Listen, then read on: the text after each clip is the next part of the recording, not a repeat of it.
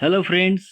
हम लोग public administration MC किस तरीके से देख रहे हैं। ये पार्ट 14 है और इस पार्ट में हम लोग 210th क्वेश्चन तक देखेंगे। आज 26 जनवरी, पिछले 2 दिन वीडियो नहीं डाल पाए किन्हीं कारणों की वजह से, पर अब कोशिश किया जाएगा हर दिन एक वीडियो लाया जाए 15 क्वेश्चन का, है ना। तो बिना देर के हुए हम लोग शुरू करते हैं। Question 196 is here.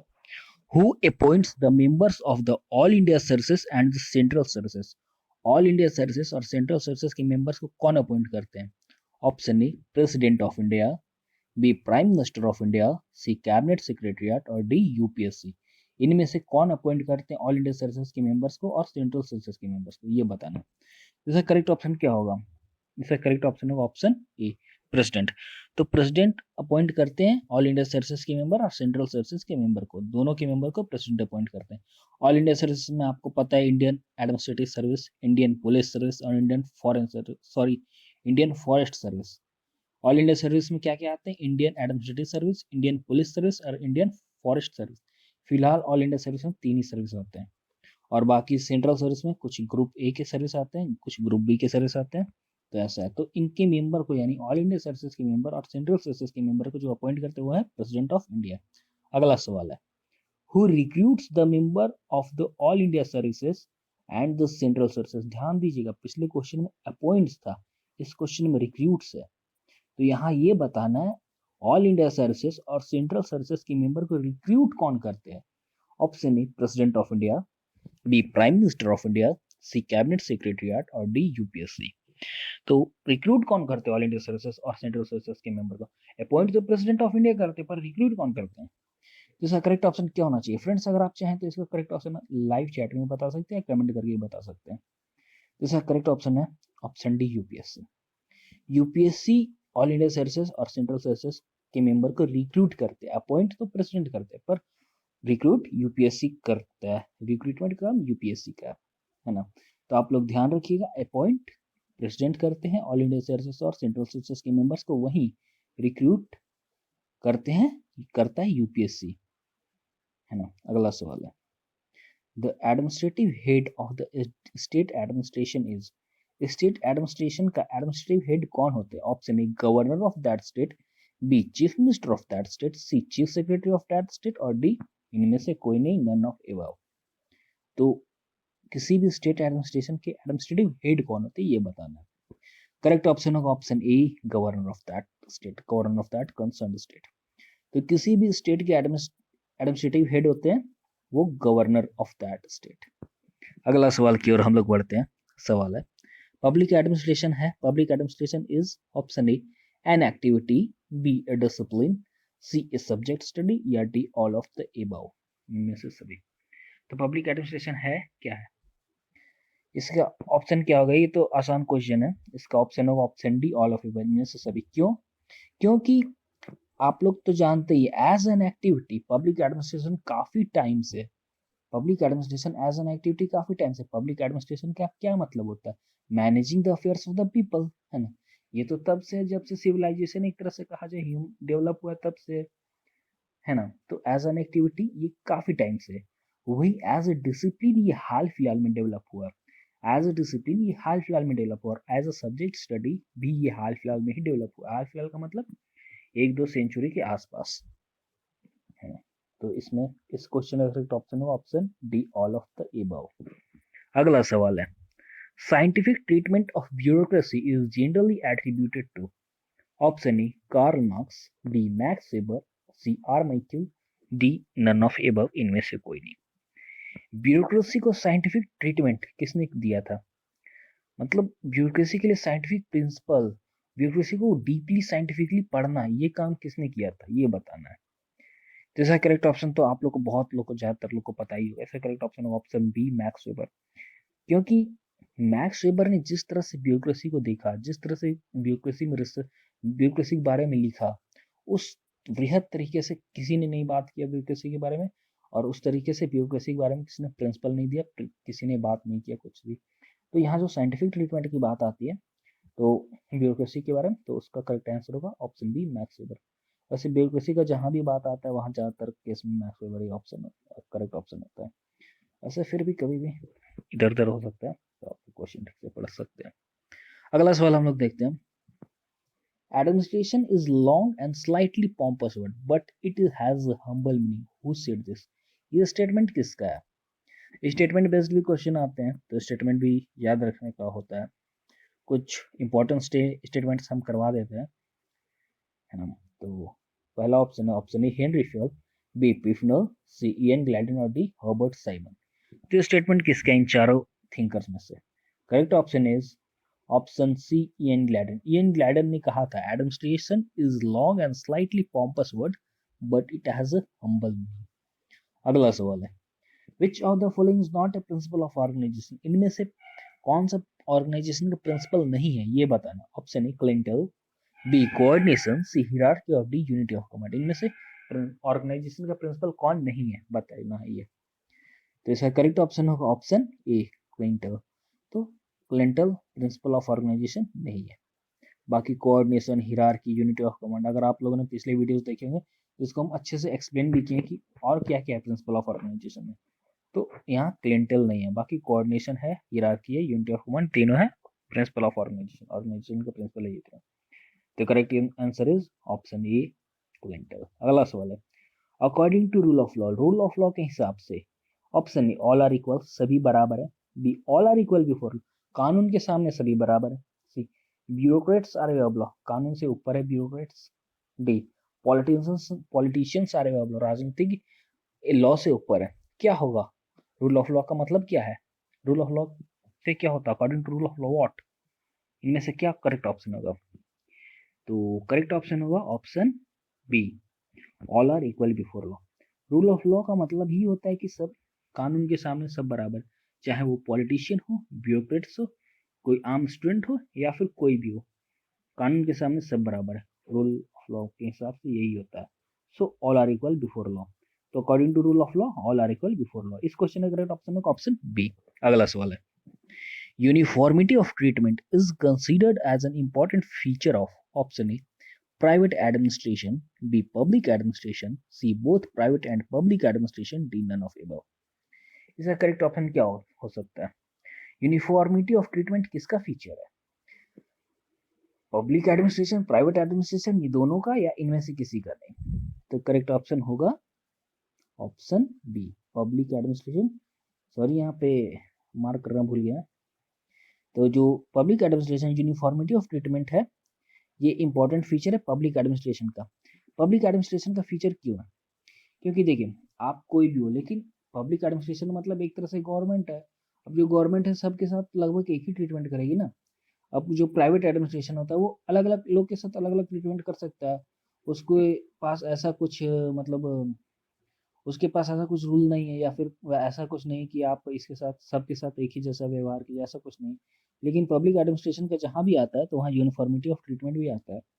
इस क्वेश्चन का करेक्ट ऑप्शन है ऑप्शन बी। अगला सवाल है, administration would differ from one field to another according to subject matter। This statement explains the जो एडमिनिस्ट्रेशन होता है वो एक फील्ड से दूसरे फील्ड में भिन्न होता है सब्जेक्ट मैटर के हिसाब से। तो ये किस व्यू को एक्सप्लेन करता है? ये स्टेटमेंट किस व्यू को एक्सप्लेन करता है ये बताना। Option A integral view of administration को एक्सप्लेन करता है, B managerial view of administration को, C narrower view of administration को और D wider view of administration को। तो क्या होगा? अगर आप लोग वीडियो देखते चले तो आप लोग को पता चल जाएगा ये आखिर इंटीग्रल व्यू क्या होता है, मैनेजरियल व्यू क्या होता है, नैरोअर व्यू क्या होता है और वाइडर व्यू क्या होता है। ये पता चलता जाएगा हर क्वेश्चन के साथ, अगर आप लोगों ने पिछले वीडियो देखे तो इसका करेक्ट ऑप्शन क्या होगा? इसका करेक्ट ऑप्शन होगा option A integral view of administration. अब इंटीग्रल व्यू ऑफ एडमिनिस्ट्रेशन क्या होता है पहले देख लीजिए, क्वेश्चन हम लोग देखते हैं। एडमिनिस्ट्रेशन एक फील्ड से दूसरे फील्ड तक में भिन्न होता है सब्जेक्ट मैटर के हिसाब से। यह statement integral view of administration को एक्सप्लेन करता है। क्यों? अब इंटीग्रल व्यू ऑफ एडमिनिस्ट्रेशन होता क्या है? तो इंटीग्रल व्यू ऑफ एडमिनिस्ट्रेशन में क्या होता है, चाहे क्लरिकल जॉब हो या फिर सबसे ऊपर का मैनेजरियल जॉब हो, तो सबके लिए एडमिनिस्ट्रेशन सेम है ना। सबके लिए एडमिनिस्ट्रेशन सेम है, मतलब सब एडमिनिस्ट्रेशन का पार्ट है ना। सब एडमिनिस्ट्रेशन के पार्ट होता है। इंटीग्रल व्यू के अनुसार चाहे एक क्लर्क हो, प्यून हो, वहां से लेके जो मैनेजरियल पोस्ट है वहां के लोग तक सब एडमिनिस्ट्रेशन के पार्ट है। तो ये इंटीग्रल व्यू होता है क्योंकि यहाँ सभी को लेके चल रहे हैं। वहीं पे मैनेजरियल व्यू में क्या होता है, मैनेजरियल व्यू इसमें थोड़ा अलग होता है।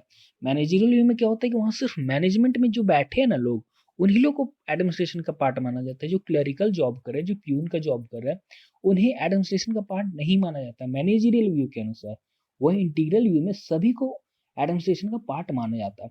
तो अगर सभी को एडमिनिस्ट्रेशन का पार्ट माना जाए, मतलब मैनेजर को और नीचे के क्लर्क को, प्यून को, हर कोई को एडमिनिस्ट्रेशन का पार्ट माना जाए, तो क्या होगा कि एडमिनिस्ट्रेशन हर एक फील्ड से दूसरे फील्ड, जैसे प्यून से क्लर्क, क्लर्क से मैनेजर में है, तो वो एक दूसरे में सब्जेक्ट मैटर में डिफर करेगा, है ना। वही मैनेजरियल व्यू में ऐसा नहीं होता, क्योंकि वहाँ पे तो सिर्फ टॉप मैनेजमेंट को ही देखा जाता है, मैनेजमेंट को ही देखा जाता है वहाँ पे। तो इस क्वेश्चन का करेक्ट ऑप्शन है option A, integral view of administration.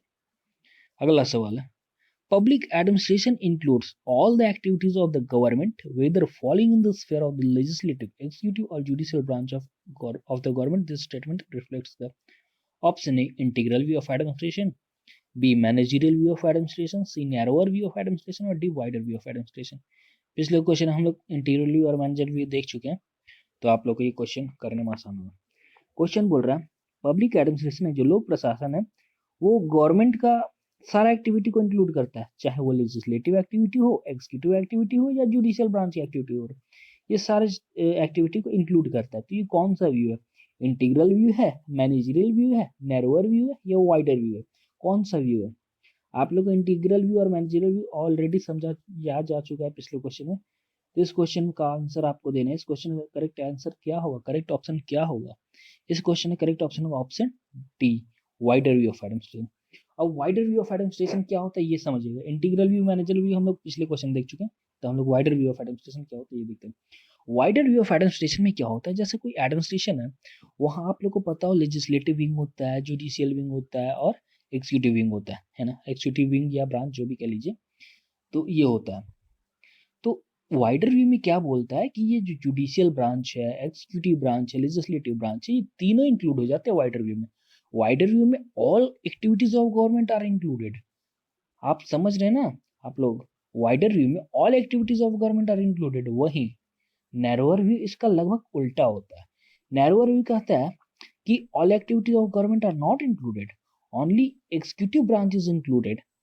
Narrower view के अनुसार, ये जो नैरोअर व्यू ऑफ एडमिनिस्ट्रेशन है, इसके अनुसार सिर्फ एग्जीक्यूटिव ब्रांच ऑफ गवर्नमेंट के इंक्लूड किया जाता है पब्लिक एडमिनिस्ट्रेशन में। ध्यान दीजिएगा, नैरोअर व्यू में only executive branch of government is included in public administration, ये नैरोअर व्यू है। वाइडर व्यू में all branches are included, that is legislative, executive and judicial branch of government, यानी तीनों branch को इंक्लूड करने से वो वाइडर व्यू ऑफ एडमिनिस्ट्रेशन कहलाता है। तो आप लोग को शायद समझ में आ गया होगा। तो इंटीग्रल व्यू समझा दिए, मैनेजरियल व्यू भी बता दिए, नैरोअर व्यू भी कंप्लीट हो गया, वाइडर व्यू भी कंप्लीट हो गया। तो ये चारों हो गया। तो अब हम लोग अगला क्वेश्चन बढ़ते हैं। तो 206 का क्वेश्चन का करेक्ट ऑप्शन होगा ऑप्शन डी। अगला क्वेश्चन है, हु सेड, ये स्टेटमेंट किसका ये बताना है। Politics has to do with expressions of the state will, whereas administration has to do with the execution of these policies. देखिए ये स्टेटमेंट किसने दिया ये बताना है। Option A, Henry Fayol, B, Woodrow Wilson, C, Goodnow, और D, Frederick Winslow Taylor, F W. Taylor. ये statement किसका है ये बताना है। तो करेक्ट ऑप्शन होगा ऑप्शन सी, गुडनॉ। गुडनॉ ने कहा था politics has to do with expression of the state will, whereas administration has to do with the execution of this policies. देखिए जो स्टेटमेंट बेस्ड क्वेश्चन होते हैं ना, इसमें याद करने की चीज होती है। अगर आप इसको याद रखेंगे तो आप मार्क्स ला सकते हैं, अगर नहीं याद रखेंगे तो फिर तुक्का लगाना पड़ेगा। अगला सवाल है, which of the following is not a hindrance in the evolution of the science of public administration according to Robert doll. Robert Dahl के अनुसार निम्नलिखित में से कौन सा हिंड्रेंस नहीं है पब्लिक एडमिनिस्ट्रेशन के साइंस के इवोल्यूशन में, ये बताना। Option A, intellectual capacity of public administrationists, B, social cultural impact on administration, C, uncertainty of human behaviour, और डी, वैल्यूज परमिटिंग एडमिनिस्ट्रेशन। तो इनमें से करेक्ट ऑप्शन क्या होगा? Correct option is option A, intellectual capacity of public administrationists. तो Robert Dahl के अनुसार जो साइंस पब्लिक एडमिनिस्ट्रेशन की साइंस के इवोल्यूशन में जो हिंड्रेंस नहीं है वो है इंटेलेक्चुअल कैपेसिटी ऑफ पब्लिक एडमिनिस्ट्रेशनिस्ट्स। वहीं उन्होंने ये भी कहा था, रॉबर्ट डॉल ने वहीं ये भी कहा था कि जो पब्लिक एडमिनिस्ट्रेशन का साइंस है उसके इवोल्यूशन में क्या क्या है हिंड्रेंस, तो उसमें 3 यहाँ पे दे दिया गया ऑप्शन में, socio cultural impact on administration है, अनसर्टिनिटी ऑफ ह्यूमन बिहेवियर है, वैल्यूज परमिटिंग एडमिनिस्ट्रेशन है। ये 3 हिंड्रेंस रॉबर्ट डॉहल ने बताया था पब्लिक एडमिनिस्ट्रेशन के इवोल्यूशन में, साइंस ऑफ पब्लिक एडमिनिस्ट्रेशन के इवोल्यूशन में। तो 208 का क्वेश्चन का करेक्ट ऑप्शन होगा ऑप्शन ए। अगला सवाल है, who among the following is known as the father of American public administration. ये क्वेश्चन दोहरा चुका है क्योंकि ये क्वेश्चन पिछले किसी वीडियो में हम करवा चुके हैं ऑलरेडी। फिर भी बताइए आप लोग correct option. Option A Woodrow Wilson, B L D White, C F W Taylor और डी गुडनो। इसका करेक्ट ऑप्शन क्या होगा? इसका करेक्ट ऑप्शन होगा ऑप्शन डी गुडनो। हम लोग इन ऑल ओवर वर्ल्ड में ऑलमोस्ट हर जगह पे, ऑल ओवर वर्ल्ड के ऑलमोस्ट हर जगह पे वुडरो विल्सन को फादर ऑफ पब्लिक एडमिनिस्ट्रेशन माना जाता है, लेकिन वो तो अमेरिका के प्रेसिडेंट भी रह चुके थे वुडरो विल्सन। लेकिन गुडनो को अमेरिकन पब्लिक एडमिनिस्ट्रेशन का फादर कहा जाता है। एफजी गुडनो को अमेरिकन पब्लिक एडमिनिस्ट्रेशन का फादर कहा जाता है। तो इस क्वेश्चन का करेक्ट ऑप्शन होगा ऑप्शन डी। हम लोग अगले सवाल देखते हैं, who among the following has called hierarchy as the scalar process। निम्नलिखित में से किसने हिरार्की को स्केलर प्रोसेस बताया था? Option A Mooney, B Reiley, C L D White और डी गुल्लिक। करेक्ट ऑप्शन क्या होगा? किसने कहा था हिरार्की को स्केलर प्रोसेस?